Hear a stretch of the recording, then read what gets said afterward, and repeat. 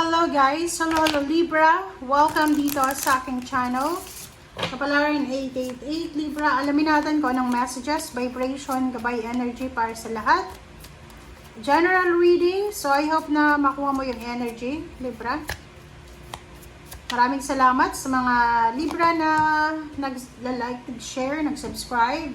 Sa mga Libra na andito pa rin. Okay? Maraming salamat sa inyong lahat. Pay attention to signs number 10.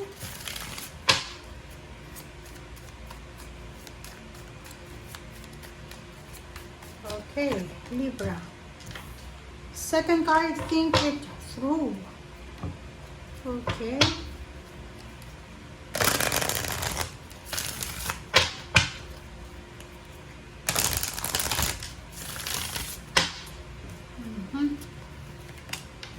Six of Spring. Wow! Good news. Okay, Libra. First card mo dito is pay attention to signs. Completion. So, sinasabi ng bara sa'yo dito, Libra, na kailangan mong magmatsyag, maging aware ka sa mga synchronicities sa paligid mo. Kumbaga, halimbawa, marami kang mga kailangan mo ng parang information, guidance, ganito, ganyan. Makinig ka sa sinasabi ng iyong intuition, ng instinct mo, and yung mga panaginip natin, mga signs, symbols, kailangan natin yun. In any forms, kailangan natin maging careful and think it through. Kailangan mong pag-isipan lahat ng mga actions, movements, ano pa ba, choices na kailangan mong gawin. Six of Spring, sinasabi sa'yo, Libra, ng baraha, na isang napakagandang balita ang parating para sa'yo. Okay? So, posibleng makakatanggap ka ng awards, rewards, public recognition. Pwedeng, halimbawa, sa school, pwedeng ikaw ay nanay or tatay na posibleng magiging presidente ng PTA. Diba? Parang sinasabi sa'yo dito, maraming good news ang paparating sa'yo na pwedeng magdala ng success or any types of victory.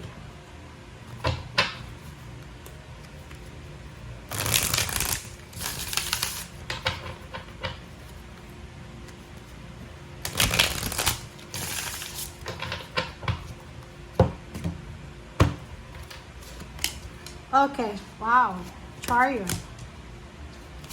Okay, so eto na. Ito na yung sinasabi ng Six of Spring. In the near future, sinasabi ng bara sa'yo, Libra, na posibleng merong success and recognition because of self-discipline, dedication, determination, and courage. So, kung ano man itong ginagawa mo sa ngayon, may fruits of your labor, outcome na posibleng darating sa'yo.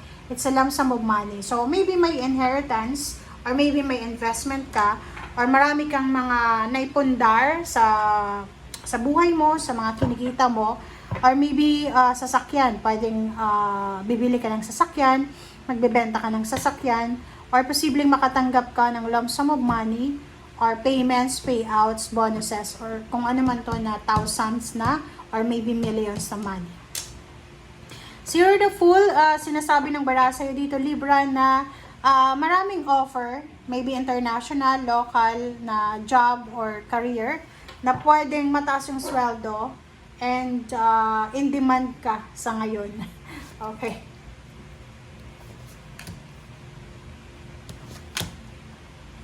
Okay. Mag-iingat lang tayo, Libra. We need to be very careful about the money, diba? Sa pag-handle ng money or financial resources, kinakailangan mo, Libra, na maging matalino. Kumbaga, mag-iingat ka. Mag-iingat ka sa paghahawak ng pera. Mag-iingat din tayo sa pagtatrabaho natin. Huwag tayong masyadong excited. Like for example, nakatanggap ka ng ganitong amount of money, nanalo ka sa loto, huwag mo agad yan ibibili ng kung ano-anong gusto mo. Okay? Mag-iingat din tayo sa paghahawak ng pera, sa pagpipirma ng kung ano man na kontrata, papeles. Kasi pwede kang ma-scam, pwede kang maloko, pwede kang masalisihan, parang ganun. So, if you have business, for example, may grocery ka, or supermarket ba, malaki na yung supermarket eh, sari-sari store, parang ganun, or bank account, or kung ano man siya, wag mong masyadong expose yung mga documents mo ng ganyan, or maging careful ka sa pag-handle because nandito yung 7 of swords. Nawala ako doon. 7 of swords na pwedeng binabala ka na nakawan ka or scam ka, lokohin ka. Yung mga nag-Gcash, cash in, cash out na yon, kung yun yung business mo, mag-iingat ka. The Tower, the Moon, and ang nakikita ko sa'yo dito, Libra, na isa sa mga kinakatakutan mo sa kasalukuyang sitwasyon is yung mawalan ka ng pera. Natatakot ka na bumagsak. Yung natatakot ka na parang mamroblema sa pera. Natatakot ka na mawalan ng pera. Natatakot ka na magkasakit because alam mo na pag nagkasakit ka, possible na kailangan ng pera. So yung damon dito ay masyadong fear. Fear. Bakit ganon? Ang nakikita ko sa inyo dito, isang Libra na sobrang takot na bumagsak sa buhay. Libra na natatakot para sa kanyang pamilya, sa kanyang sarili. And Libra na natatakot na mawala ng pera, mawala ng trabaho, mawala ng negosyo. Okay.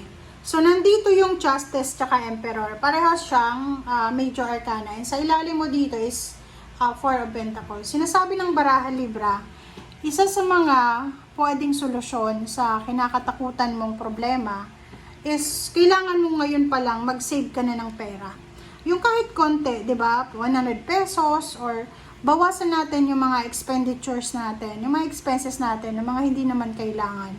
Like, 'di ba, kung yung internet sa bahay, mga wifi na yan, kung hindi naman pinagkaka-businessan, useless yun, 'di ba? Kung halimbawa puro lang sa pagbabrowse ng kung ano-ano, hindi naman pinagkakakitaan, additional yun expenditure. So, nandito yung Emperor tsaka Justice, sinasabi ng baraha sa'yo na mag-iingat tayo sa mga kontrata, papeles, mag-iingat tayo sa pakikipag-deal, lalo na sa mayamang tao, mag-iingat tayo sa pakikitungo sa ating boss, employer, sa company, sa batas, parang ganun. And nandito yung Justice, sinasabi ng baraha dito na this is your energy, Libra, karma. Nakikita ko, hindi ka naman siguro kinakarma because mabuti ka namang tao. So, yung Justice na to, sinasabi na kailangan natin ng balanse. Baka yung kinikita mo is maybe 20,000, 25, tapos yung gastos nyo is 40,000 per month. So, kailangan ng balanse. Okay? Para hindi ka mamroblema sa pera. Kasi nakikita ko dito, masyado kang namumroblema sa pera. Thank you guys for watching. Bye!